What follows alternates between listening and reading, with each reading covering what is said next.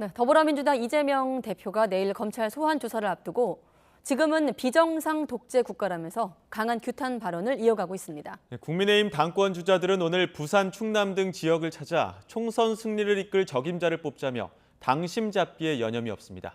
취재기자 연결합니다. 권남기 기자. 네, 국회입니다. 네, 이재명 대표 출석을 하루 앞두고 날선 발언을 쏟아내고 있다고요? 네, 그렇습니다. 더불어민주당 이재명 대표는 전북 군산의 재래시장인 공설시장을 방문한 자리에서 윤석열 정부와 검찰을 향해 거센 비판 발언을 쏟아냈습니다. 이 대표는 지금은 고문이나 가짜 진술서도 필요 없고 검찰이 있으면 죄의 증거가 된다며 소수의 권력자가 나라의 주인이 되는 독재 시대를 막기 위해 국민이 나설 때가 됐다고 강조했습니다. 그냥 검찰이 쓰면 그게 죄의 증거가 됩니다.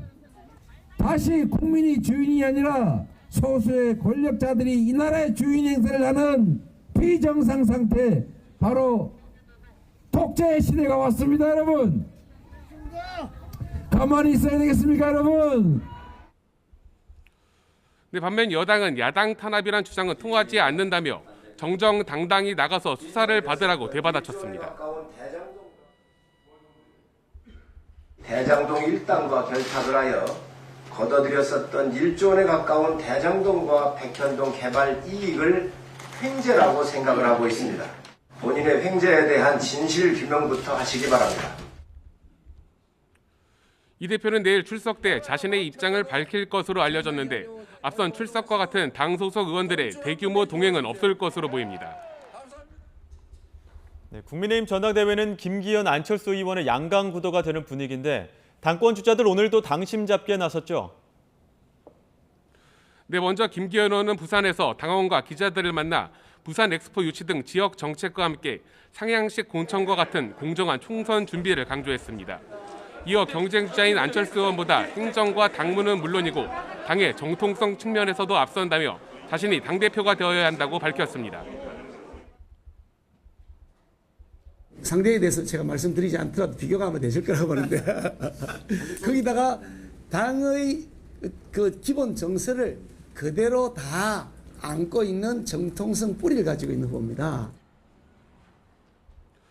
안철수 의원은 충남을 찾아 내년 총선의 승부처는 수도권과 충청이고 이길 수 있는 사람은 자신이라고 강조했습니다.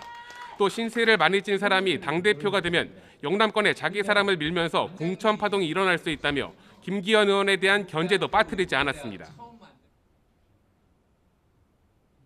영남권에서는 이길 수 있어요. 그냥 뭐 민주당을 못 찍으니까 영남권에서는 그렇게 큰 차이가 없는데 그 모습에 실망한 중원, 수도권과 충청에서 전멸합니다. 네, 철새나 공포정치 등 거친 발언을 주고받았던 두 후보는 오늘은 상대방에 대한 공격을 자제하며 당심 구애 전략에 몰두하는 모습입니다.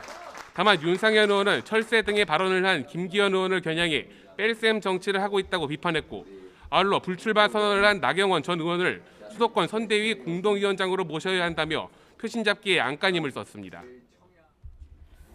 네, 그리고 난방비 급등 책임과 대책을 둘러싼 여야 공방도 계속되고 있죠? 네, 그렇습니다. 먼저 여당은 서민 부담을 줄이려는 방안을 추가로 마련하고 있다고 강조하면서 이전 정부의 에너지 정책 실패가 난방비 폭등의 주요 원인이라며 야당에 대한 공세를 이어갔습니다.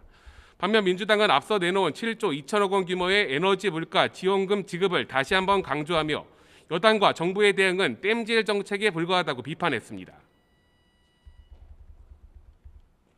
원가 상승과 지난 문재인 정권의 에너지 포퓰리즘으로 가스 가격을 올리지 않은 그런 결과라고 하지만은 당과 정부는 서민 부담 완화를 위한 다각도의 방안을 마련하고 있습니다.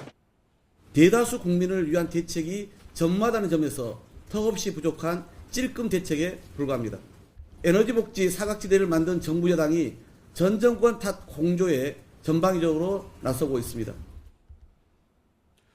네, 이와 함께 중대재해처벌법을 두고 실효성이 떨어지고 경영계 부담이라는 여당과 범무력화 시도를 중단하라는 야당이 공방을 주고받았습니다. 지금까지 국회에서 전해드렸습니다.